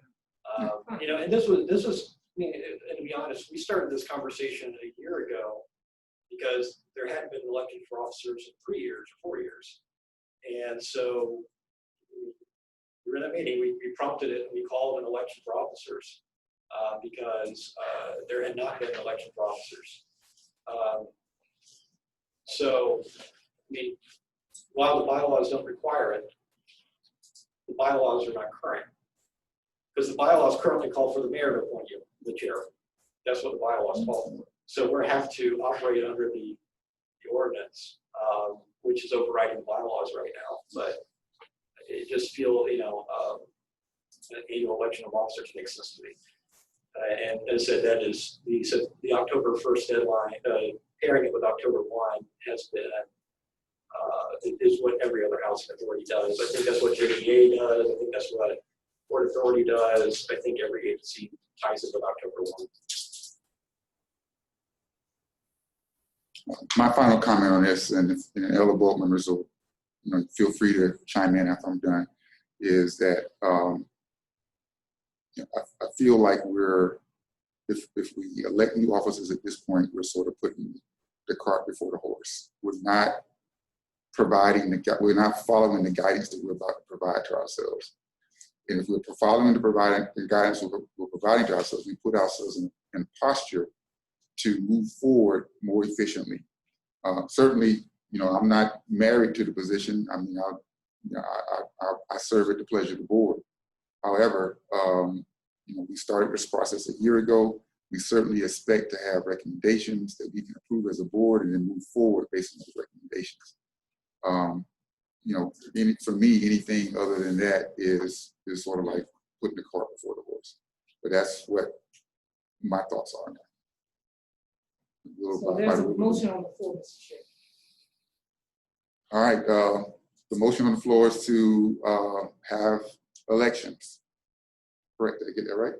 Well, New officers. you have New to officers. appoint a board to do, I mean, a committee to do a slate or whatever. No, actually, we don't. Meet in We December. don't. We can actually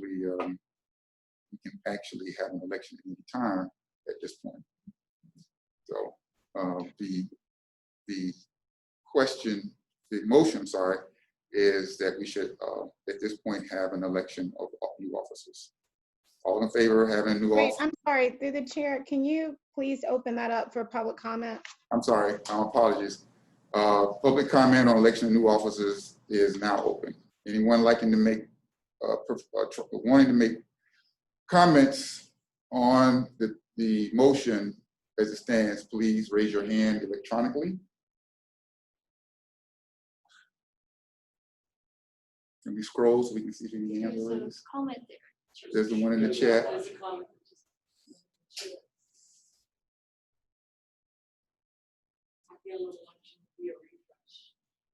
There's one chat. I can't do this. Sarah Wilson's prayer, it says, I feel having an election would be a refresh of the board as a whole. Any other comments?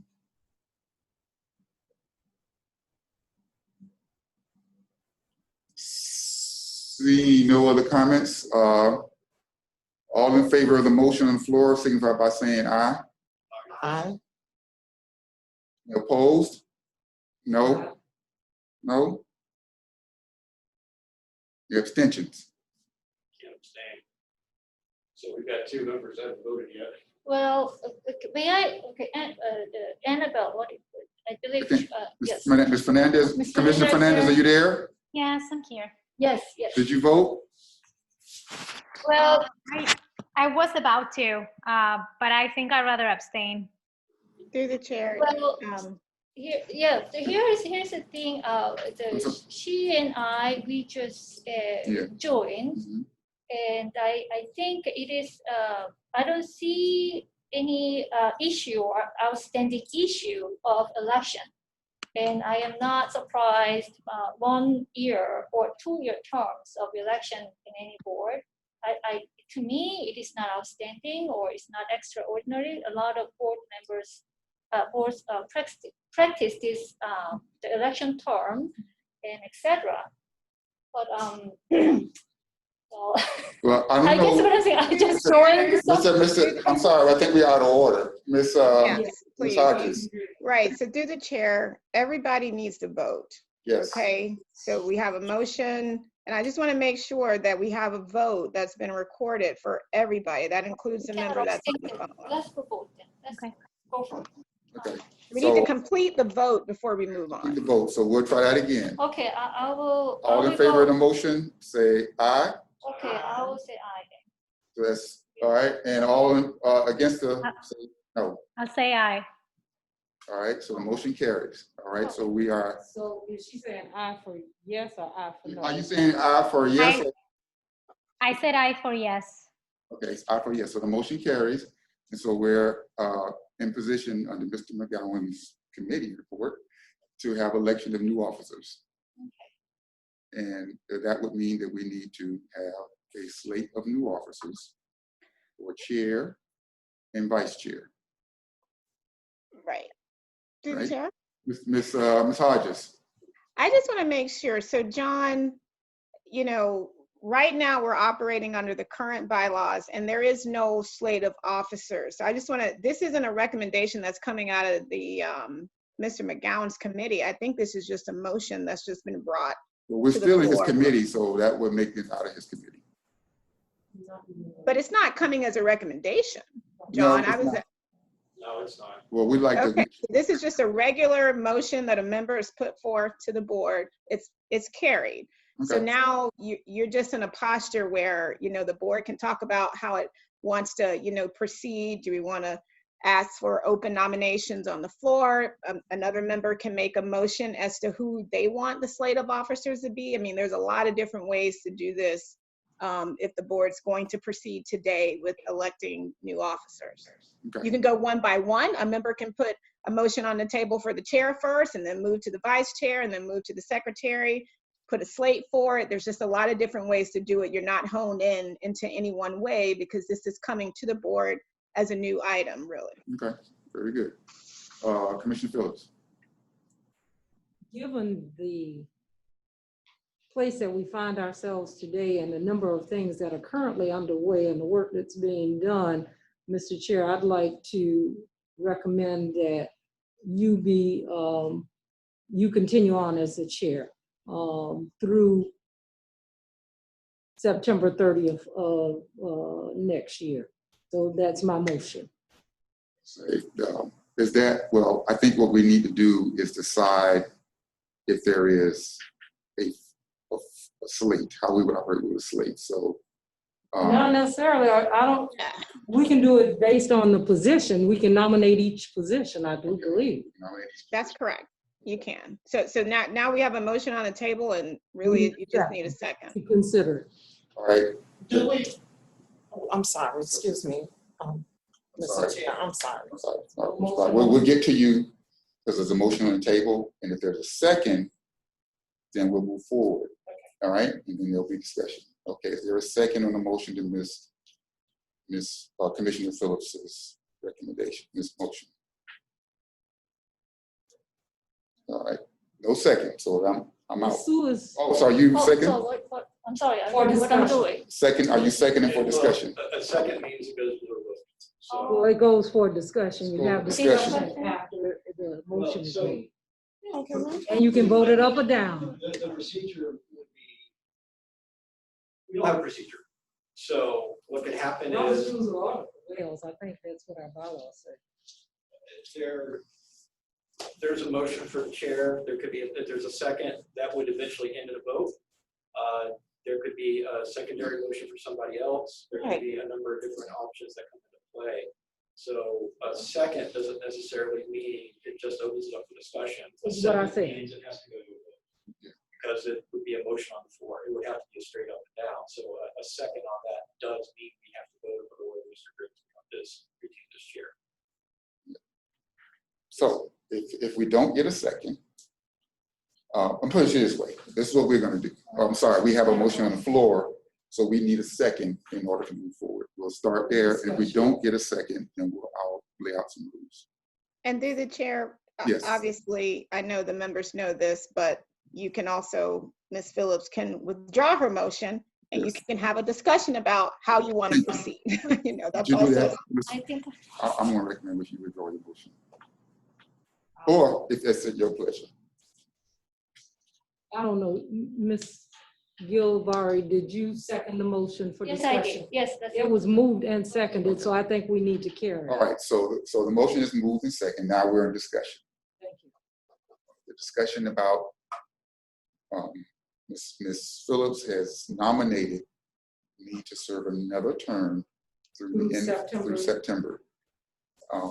And Ms. Gilberry has seconded that. So now we can have discussion about the motion. Yes, Mr. Rock. Mr. Chair, so then how do we put on the floor for another candidate? We'll have plenty of opportunity to do that. You can nominate someone right after. Oh, okay. You know, this, I'm correct, If right? it's not approved. If it's not approved, if this is not approved, Okay. you can nominate someone else, okay? Mhm. And so we're on the floor for discussion right now. So I just, to me, I think it's just a routine circulation of officers. I think that is the standard practice. And I hope that you don't feel like this entire conversation is a reflection on anything that any of y'all have done, but I firmly believe there should be a rotation of officers. I think that is what we see in all levels of government. I think in private industry, it operates differently. And in government, we like you change officers on a routine basis because it keeps the focus outward facing and not inward facing. And I think that is why that is the standard practice in every government, at least in the state of Florida, where you have different officers. I think that's just the way it's done. It's the proper way that we do that, so we make sure that it doesn't become a one-person show. Any other discussion? I'll give mine. Commissioner Fernandez, do you have any points? I'm sorry, we can't really see you, so we can hear you, but we can't really see you. So I just want to make sure we're not leaving you out of the discussion. No, I don't have any further points. Okay, great. Thank you. I'm going to give my comments since this motion centers on me. I am honoring Commissioner Phillips' nomination. However, I am perfectly willing to serve at the pleasure of this board. So it won't hurt my feelings at all if we rotate, as Mr. McGowan said. So I appreciate Ms. Phillips making the motion, and I'm honoring that for the will of the board. So all in favor? I'm sorry, I'm gonna call any more discussion. And I'm sorry, through the chair, don't forget about your Public notices on the agenda, so public comment. Thank you. Yes, thank you very much. All right, any public comment for this motion? Oh, we already did that. We did. Yeah, we did that already. Okay. All right. So the question now, we call it Ms. Gilbert. Do you have any other? Do you have any additional? Oh no, I think she's ready to. Great. You had a comment? No, I'm ready to move on. Okay, very good. All in favor of the motion? That would be to re-elect the chair. All in favor of the motion, signify by saying aye. Aye. Any opposed? Opposed? Everybody's got to vote. Yeah, Ms. Fernandez, you need to vote. She's on mute, I think. Yeah. Ms. I Gilbert, said aye. I'm sorry. she said aye. Ms. Gilbert, you need to vote as well. Oppose? Okay, Yeah. it dies for, because it's a tie. 3-3 tie. All right, so that motion came and went. So any other nominations for the chair? Ms. Brock? Yes, Mr. Chair, I nominate Jonathan, Commissioner Jonathan for the chair. Second? Need a second? Yes, you can. You Ken can second. All right, any discussion on the motion for John McGowan to be chair of the Housing Authority? Any additional discussion? Seeing no discussion, we'll open it up for public comment. We're looking for public comment on the motion that Mr. McGowan be elected chair.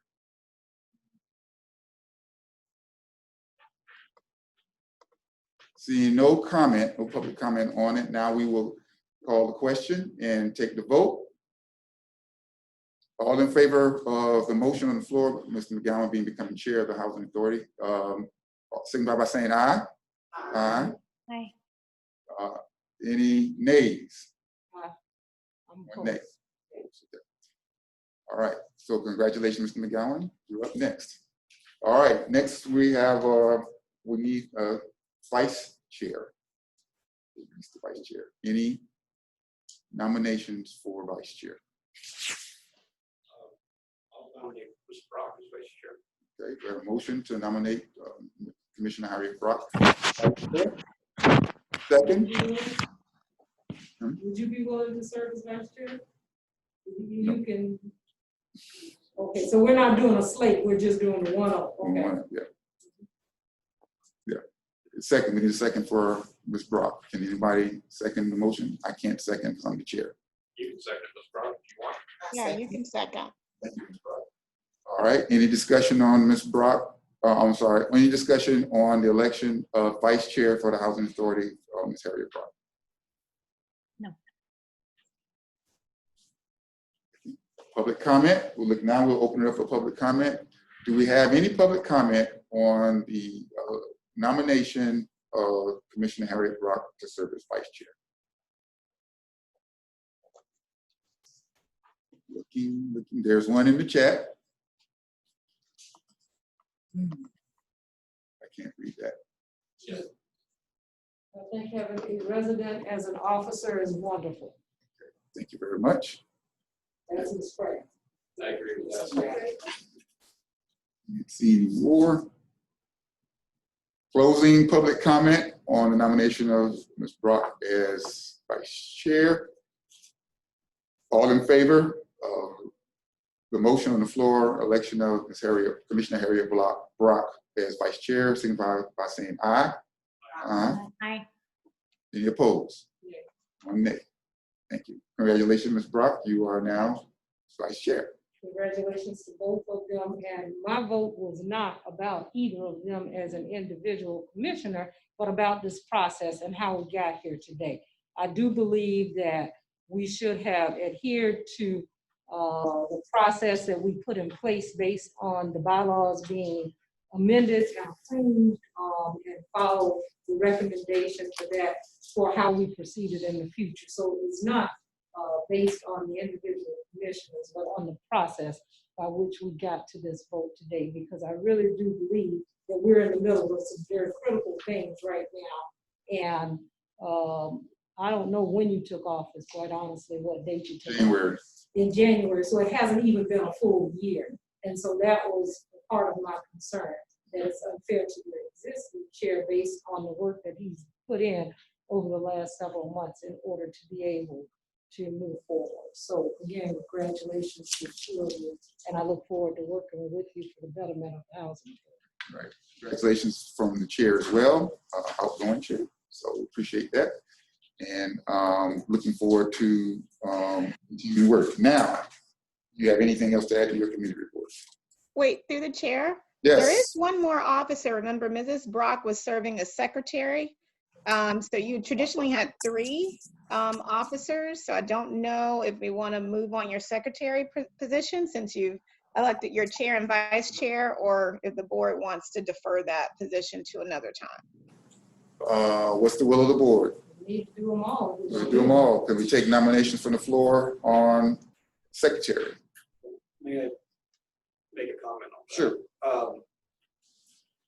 So the secretary is a position in the bylaws that is not required. So if we don't want to put, if there is no secretary position, it says we may have a secretary position.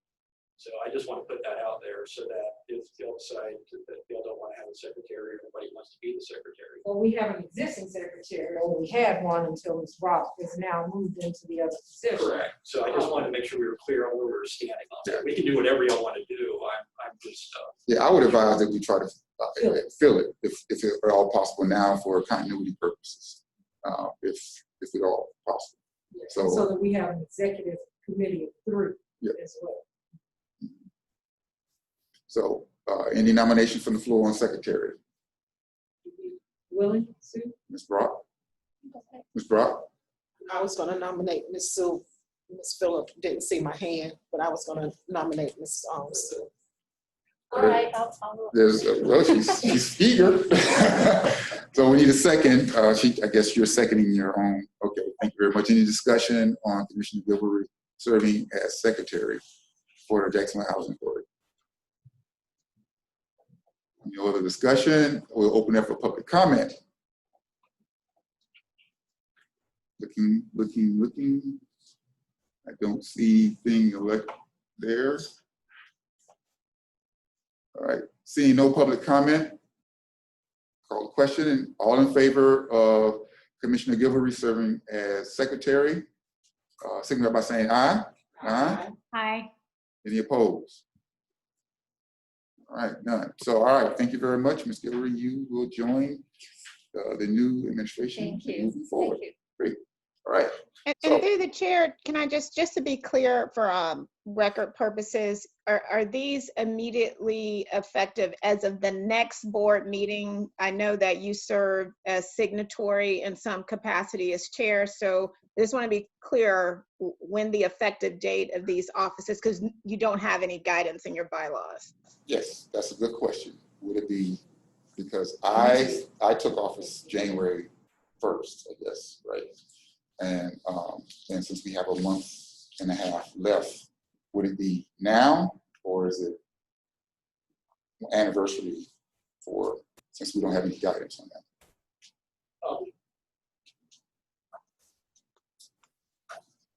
I guess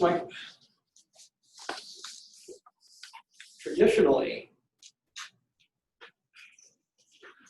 Let me just, it happens immediately.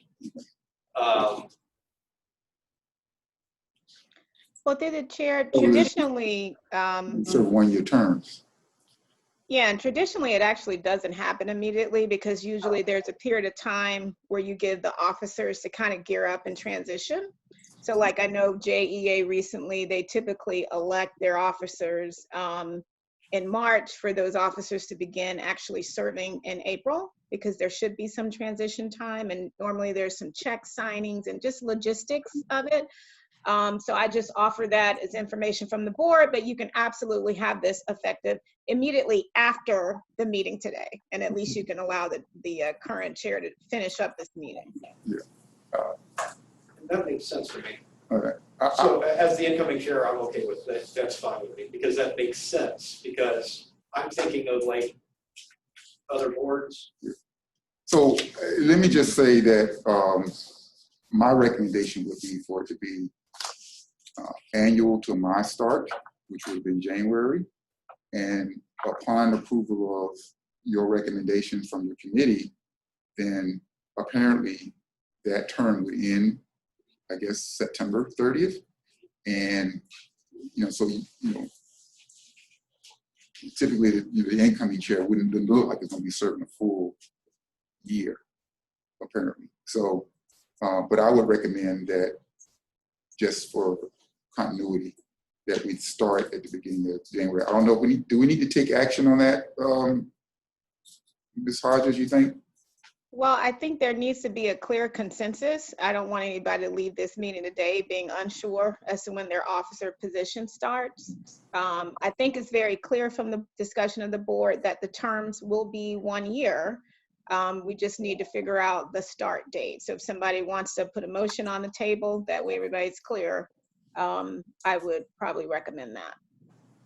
Just a question.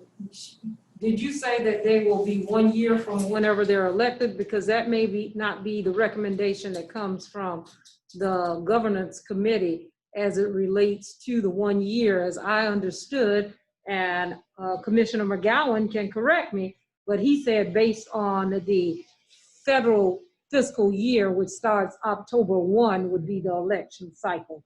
So whatever the election is today, based on that, should end on September 30th. Right. And you're correct, and that's where the intent will be.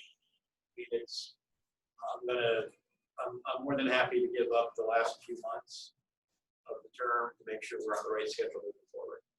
So, moving forward, the elections will most likely take place in the September meeting, effective October 1. So I realize that this will be a partial term, but I think that is the best interest of the agency. Make sure that we get on that consistent pattern. Well, I think that we realized that there was going to be at some point some inconsistency, right, once recommendations were approved. So it's because there's no way to start at one point and finish at another point based upon the recommendations without upsetting the apple cart at some point. So Through the chair, could maybe one of the members or Mr. McGowan, as chair of the governance committee, put a motion on the table that the officers as elected today are serving immediately after this meeting through September 30th of 2021? I'll make a motion that the officers, given that we don't typically have a December meeting anyway, we may end up with a call meeting to address that one issue that was brought up earlier, that the previously elected officers will serve a term beginning immediately following December 1st through September 30th of next year. How about that? That's my motion. There's a motion on the floor, December 1st through September 30th. Second. Second by Mr. McGowan. Any discussion? All right, we're going to open the motion up for public comment. We're asking for public comment on the motion that the newly elected officers serve December 1st through September 30th. Looking for public comment. I don't see any. There being no public comment, call the question. All in favor of the term on the motion, signify by saying aye. Aye. Aye. Looks like unanimous. All right, very good.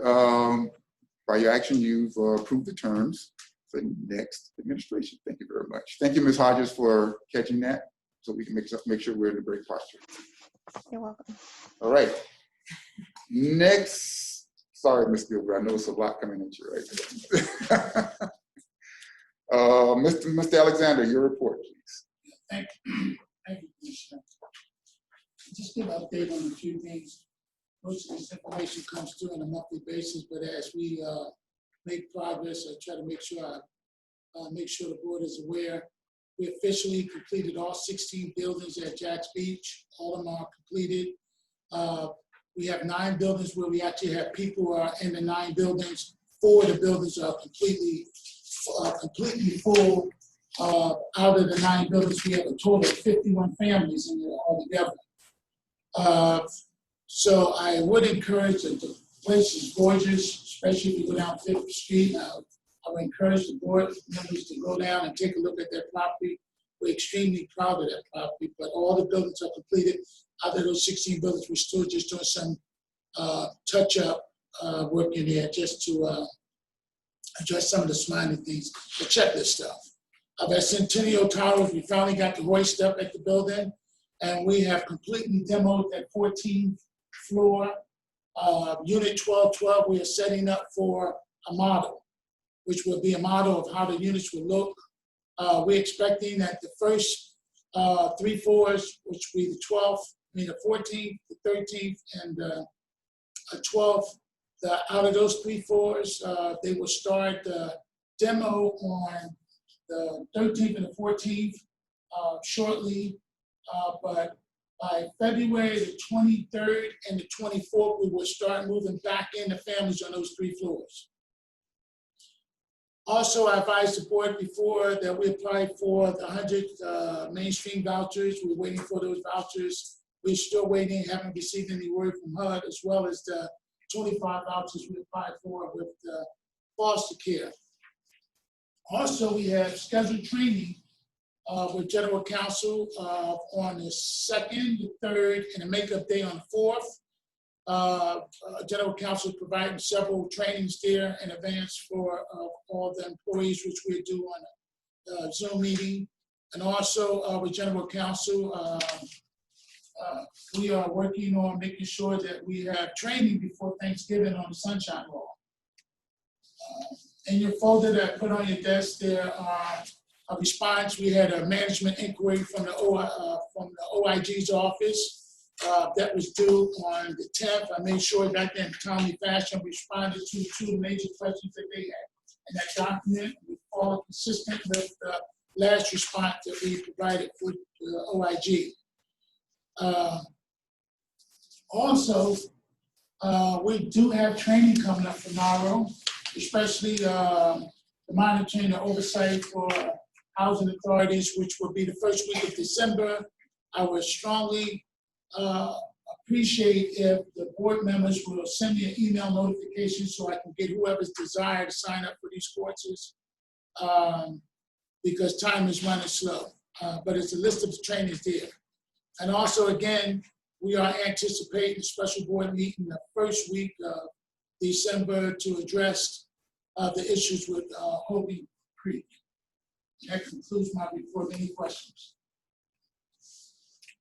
Questions, Mr. Alexander's report? Thank you, Mr. Alexander. Appreciate that, especially the information regarding beaches. Good stuff, good stuff. All right. Any old business on the document? Mr. Chair, as you know, after our last search committee meeting, as well as our commission meeting of October, I think, there was legislation that was put forth, and maybe General Counsel can help me with the date. I don't remember the date that it was approved, but there was a resolution that went through asking that we not take any action on filling the vacancy of the executive director until we had a full complement of 7 members on the commission. That was approved by the city council, and because we are a part of the consolidated government of Jacksonville, though it was a resolution, not an ordinance, we have not had a committee meeting at this time. Do we have an update on the timeline for the 7th member to go forward? Because I have asked the staff to identify a date when commission members would be available for a search committee meeting so we could identify the process. Now, this all may change based on our newly elected officers. They may want to change the committee structure or what needs to go forward. And so I'll defer to that based on that. But absent any change, the plan was to move forward with identifying next step and the process. As you know, Mr. Alexander withdrew his name from the list of potential candidates. The other 2 candidates, because of the protracted time and the movement of the city council with their resolution, they have since, it's my understanding, both accepted other positions. And so we currently do not have any candidates. And so the new, the search committee will, along with the commission, will have to decide how we would like to proceed. So that's just old business, just an update so that you know. Thank you for that, Commissioner Phillips. I'm going to ask Ms. Hodges to step in here and provide some information. But as I recall, the information, the resolution from the council was more of a recommendation and guidance versus a mandate. And because we have 6 members of the board, you know, I felt comfortable extending at least a recommendation back to the council that they let us move, or you know, not let us, but you know, sort of know that we're working in favor of their recommendation as we move forward with, you know, trying to about CEO search. Again, as a recommendation, I think that their concern may have been the fact that we were operating with a bare minimum of board members close to our quorum, and that that burden should not be on the shoulders of 4 board members. I'm not going to speak to their why the legislation was or what it was, but what it says is that we withhold moving forward with the selection, So, capsulized until we have 7 members. Yeah. And I'm not aware that there's a 7th member in the process. Ms. Hodges, if you know something that we don't, if you have an update there, that would be helpful. But I don't think we do. I haven't seen anything on it. Mr. McGowan. I did incorrectly say at the last meeting there was somebody already in the hopper because it was for, I just skimmed it, so I don't want, but I did get, my understanding is the mayor's office does have somebody they're trying to put up quick. They're there, they're just not. It's not been introduced. It's not been introduced, and it's always fun when they get in the paper trying to find somebody that wants to serve on that board. So I mean, there's a reality of the situation. So, but I know they're still working on it. I just don't know how soon. Okay. Ms. Hodges, you have anything you want to add to that? Sorry, we called you back in. I know you thought you were done. I'm so sorry. So is the question just the effect of the resolution that was recently passed? Is that the question? Yeah, I think what, you know, to Commissioner Phillips's point, the resolution was asking that we hold off our committee search for CEO until a 7th member was seated on the board. And I think when we discussed this the last time, well, when the resolution was passed, we were hoping that they would look at us in good favor because we had 6 members, not 7, would sort of meet their concern per se. Do you have anything to add to that, or because like Commissioner Phillips mentioned, that there is no mandate for us to do so, but certainly we would want to be trying to cooperate. We want to be working in cooperation with the council versus adversely, giving the impression that we're adversely right. trying to move forward. Right. I mean, no, I think Commissioner Phillips is right. The council was fully cognizant and aware that they were in some ways advocating for a position that would hamstring the board into making sure that you had the 7 members. So that was clear. I mean, the resolution was very clear. Didn't say 6, it said 7, a full board. And that was unanimous vote by the council. And so to Ms. Phillips' point, it is a resolution, but the council is the governing body. And if you were to stay true to the resolution of the council, you would not make any hiring decisions, is the way that I read it. So you could certainly continue on with your search committee process, you could do your work, you could advertise, you could interview, all of that, but it specifically said that a CEO would not be hired until there was a full board, full 7-member board.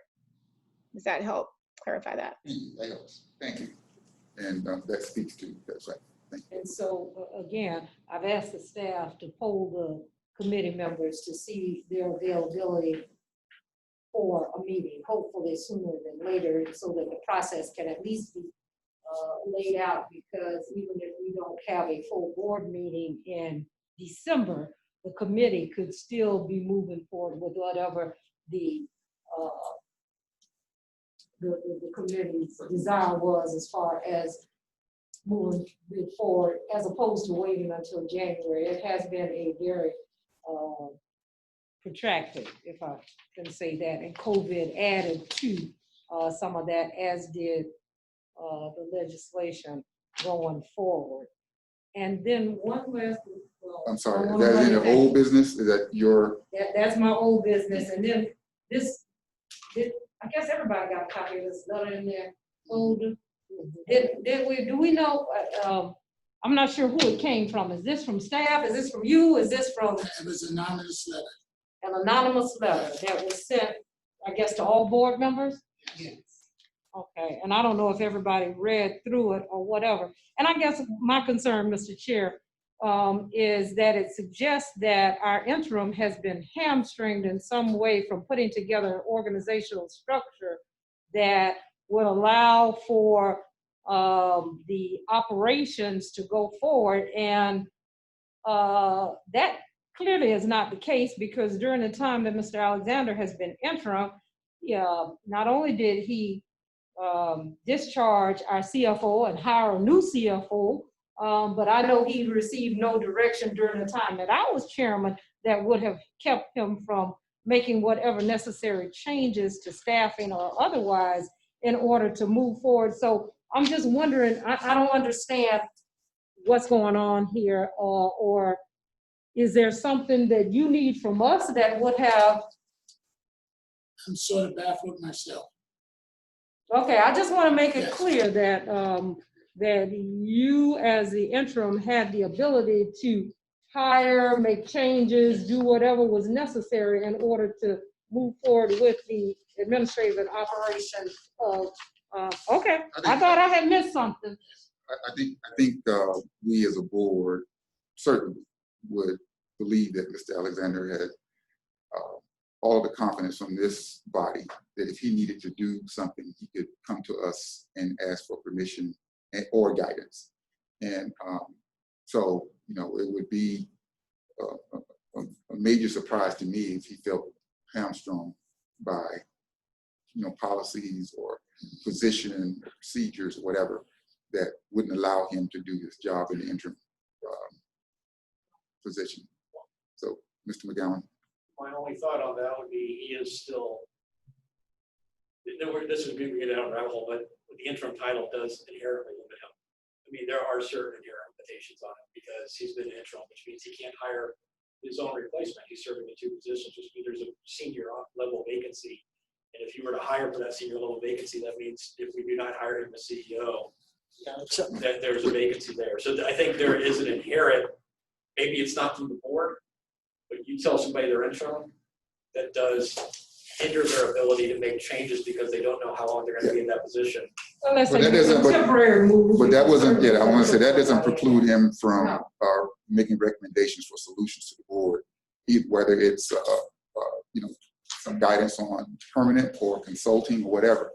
If he needs something, I think that we've had this discussion that he could certainly bring in whatever necessary support that was needed. So, and we've seen that. I think we saw him from Mr. Alexander. I recall during COVID, when early on we asked that if you needed anything that was going to be different than what you already, you know, that we would certainly be in a position during to help out or make sure we have policies in place for you to move like you need to move.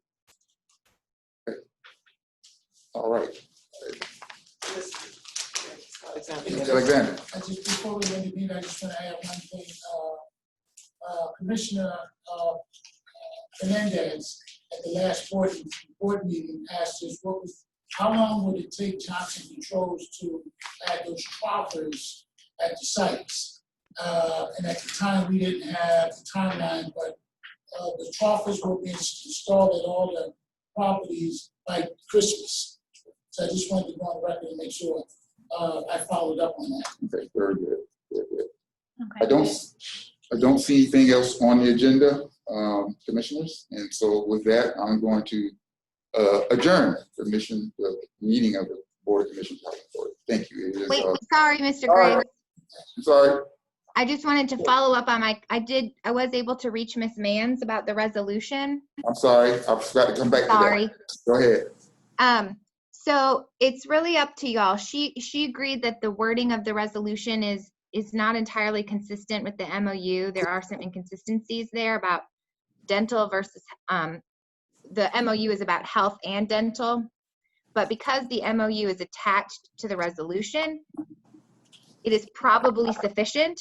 If the board would like us to just make those edits to the resolution, since it sounds like you may be having a special meeting in December already anyway, it could go to a vote then, or I think you could vote on it now, knowing that the fact that the MOU is attached is likely, hopefully makes it clear enough to overcome the inconsistencies in the actual language of the resolution, if that makes sense.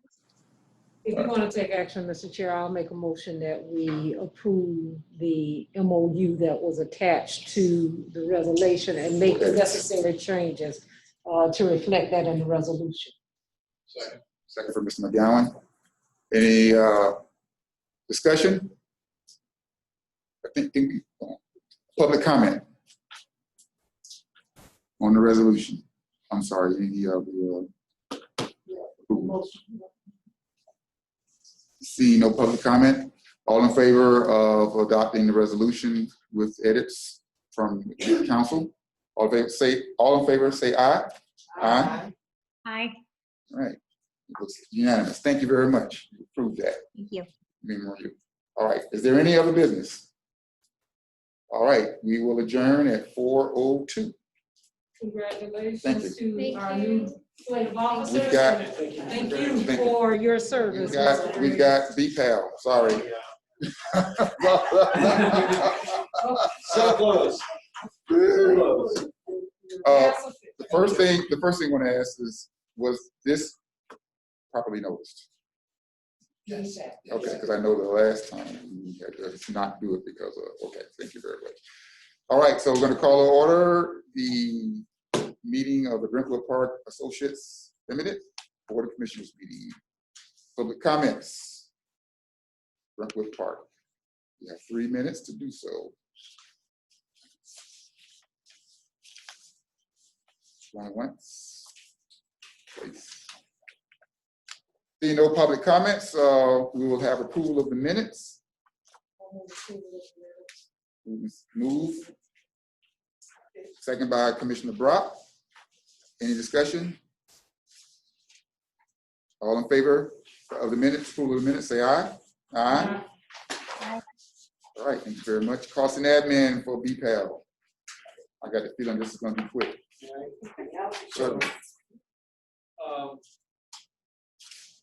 didn't we have an issue that the last meeting wasn't noticed properly? Did we have That's that why I the asked. last one? I don't even know if we have now. So,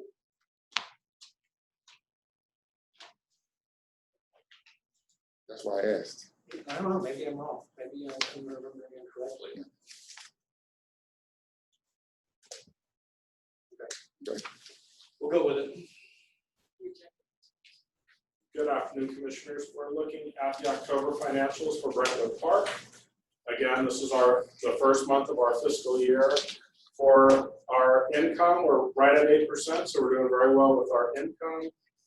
Our expenses are at 9%, and again, this reflects the 3 payrolls in the month of October. Any questions about the financials? Any questions about the financials? Thank you very much, Mr. Lohr. Appreciate it. Any other business for the Brentwood Park Apartments Associates Limited? Hearing none, we will adjourn the meeting. Thank you very much, everyone. Congratulations.